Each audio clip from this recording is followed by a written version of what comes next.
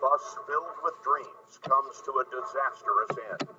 The search for the cause of a fiery collision that cost students their lives. John Blackstone is on the scene in Northern California. Can the government seize your tax refund to pay your parents' old debt? Wyatt Andrews reports it happened to her. It's wrong, and it's not fair. Terry Okita on a 21st century range war. It's freedom and liberty and access to our land, and get rid of this abusive government. And Steve Hartman on the road. Joe Brown is a rock star in his world, but the Beatles almost put him out of business.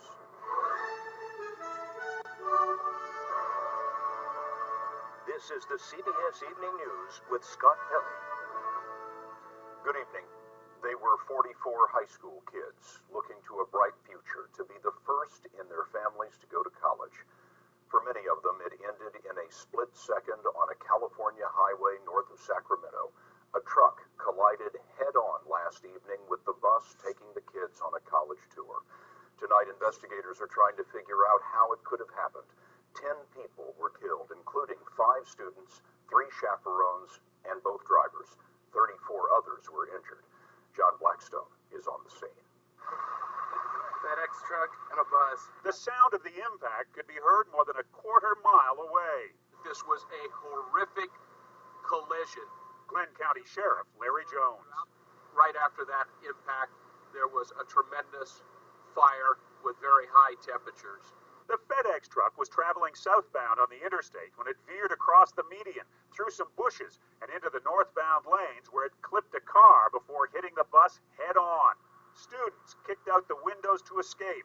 Nisha Arthur was on the bus. There's fire at the front of the bus. It's crushed in the front pretty much. So we all start jumping up to run away. Residents nearby could only watch in horror.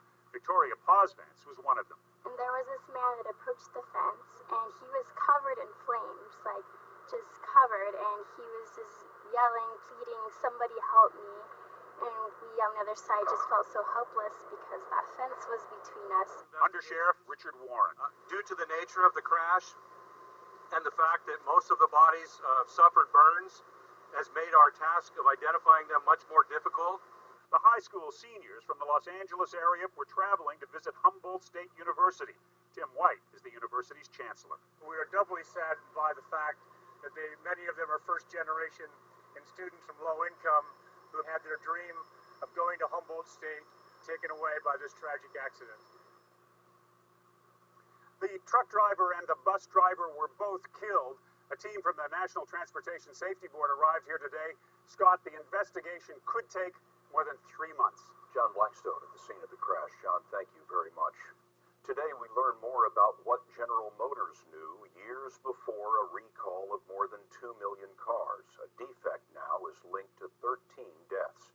Today, congressional investigators released thousands of GM documents, and Jeff Glore has them. The crashes GM is linked to its faulty ignition system involve airbags not deploying after keys suddenly turn to the off or accessory position. Today, released documents show not only did GM know their switch was bad, they knew the airbags didn't work and they could have fixed it. An October 2012 message from lead switch engineer Ray DiGiorgio.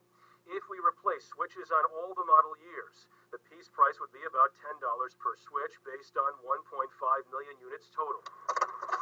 GM estimated fixing the problem would have cost $15 million a year and a half ago. They waited until this February to warn drivers and issue a recall. Recalls for this quarter alone have cost the company $1.3 billion. Congressman Tim Murphy heads the House investigation.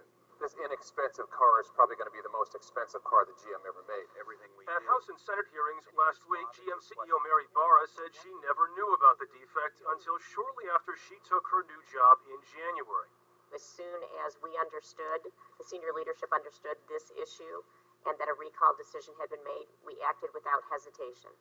The documents show this email was addressed to Barr in 2011 about a government investigation into steering issues in ions and cobalts, the primary problem cars, telling her, quote, "This situation has been evolving." The documents do not show if there's a connection between power steering issues and ignition problems. Scott, GM says the two are not related. Jeff, thanks very much. In Florida today, the man suspected of causing a deadly crash at a daycare center was ordered to remain in jail. Robert Corchado, who's 28, is charged with leaving the scene of an accident. Police say he was driving an SUV that rammed another car into the daycare center in Winter Park on Wednesday. A 4-year-old girl was killed, 11 other children and 3 adults were hurt. On Wall Street, the sell-off led by technology stocks continued today. Over the past 2 sessions, the Dow has lost 2.5%. The tech-heavy NASDAQ nearly 4.5%, and the S&P 500 is down about 3%. President and Mrs. Obama released their 2013 tax returns today. They had an adjusted gross income of $481,000 and paid $98,000 in federal income taxes, an effective tax rate of about 20%. The Obamas donated about $59,000, or 12% of their income, to charity, and they were due a refund of $19,000. Like the president, Mary Grice is a federal employee, and she thought she had a tax return coming, but as Wyatt Andrews tells us, she had another thing coming altogether. 2 months ago, Mary Grice, a career employee at the Food and Drug Administration, was notified that the U.S. Treasury had confiscated her tax refunds, state and federal, totaling $4,500. The government had taken the money before she knew there was a problem. To be honest, I was ticked off. I'm like, how can they intercept or take my funds without my first being notified about it? The claim against her came from the Social Security Administration, which said it overpaid death benefits to Mary's family after her father, Scott Grice, died in 1960. Mary was 5 years old, which means her refund had been taken without notice for a debt that wasn't hers. Her attorney, Robert Vogel, has sued, demanding that the government stop these collections. The government should not be in the business of trying to collect 30-year-old debts from people. There is no way that people have any reason to keep their records for that long. The tracking of old debt stems from a change in the 2008 Farm Bill that allows the government for the first time to seize debt that's more than 10 years old. Social Security released a statement saying it's found 400,000 taxpayers who've been overpaid up to $714 million. It also claimed that Social Security attempts multiple times to notify debtors before collection, but Mary Grice, as a government employee, should have been easy to find. What do you think about the fact they never notified you? To be honest, I think it's a ploy. We'll get your money first. Mary Grice's story, which was first reported in the Washington Post, led to a very quick reaction in Congress. Scott, 2 senators, Barbara Boxer and Barbara Mikulski, have asked that Social Security stop going after decades-old debt when the taxpayer involved was a child. Wyatt Andrews in our Washington newsroom. Wyatt, thank you very much. We noticed something else in the first family's tax return. They paid the new Medicare tax, which is part of the president's health care law. It came to $1,753. Kathleen Sebelius, in charge during the disastrous rollout of the healthcare website, resigned today as Secretary of Health and Human Services, but the president had only praise for her, saying she got it fixed. Mr. Obama is nominating Sylvia Matthews Burwell, the budget director, to be his next HHS secretary. Today, we saw new satellite photos showing Russian troops are digging in along the border with Ukraine. There are concerns that Russia may be preparing to invade eastern Ukraine after annexing Crimea 3 weeks ago today. Here's David Martin. Photos taken by a commercial satellite show Russian jets parked wingtip to wingtip. Helicopters, some of them gunships, spread across the field.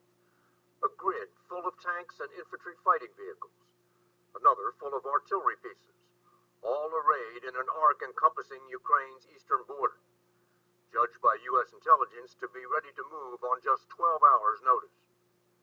The rows of vehicles here are identified as a probable Special Forces Brigade, similar to the units that first flew into Crimea to seize the airfields there. In the last 24 hours, the Russians have positioned anti-aircraft missile batteries closer to the border. A move that would discourage the Ukrainian Air Force from intercepting planes flying in Russian troops.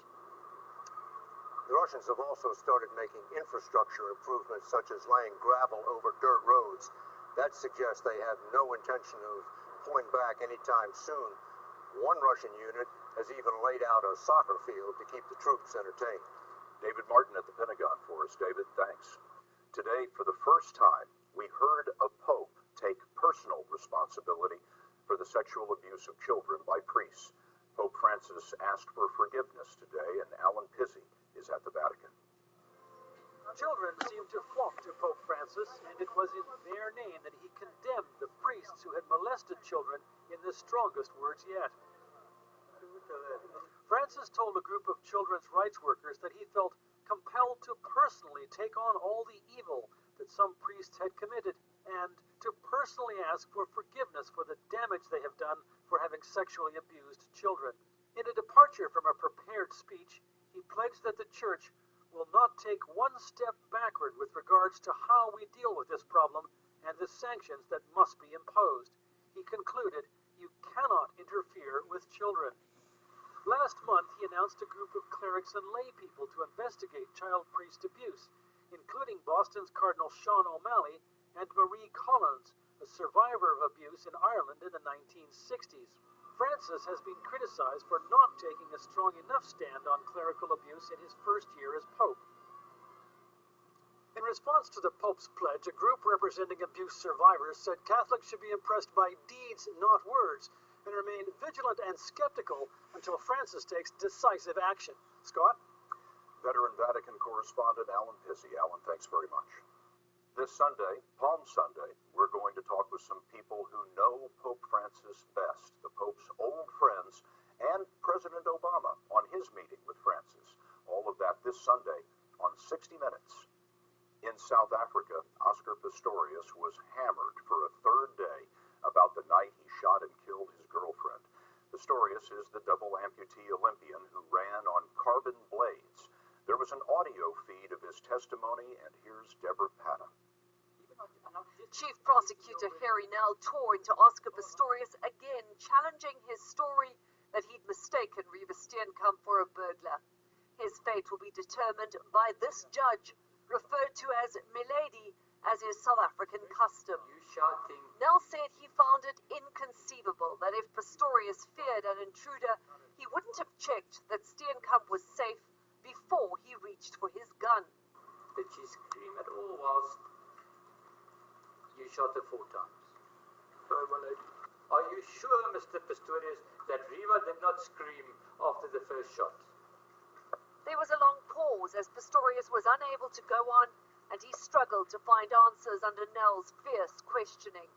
After you fired the first shot, did she scream? No, my lady. Would you have heard her? I don't think I would have heard Exactly. There was a gunshot that went off, my lady. My ears were ringing. The strain showed on Pistorius's face. He contradicted himself and then apologized for the mistakes, saying he was tired. So are you getting emotional? Yes, I'm very emotional, my lady. Why? Because it's a difficult time for me to remember. But why would this question make you emotional? Because this is a night I lost the person that I cared about. I don't know how people don't understand that. As he left court today after another grueling day, the usual crowd was waiting.